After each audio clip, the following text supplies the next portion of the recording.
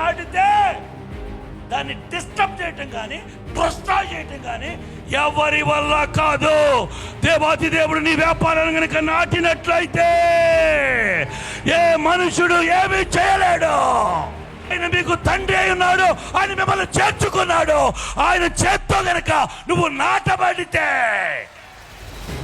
ఒకరోజు సవాల్ చెప్పాను ఇదే యొక్క వేదిక మీద,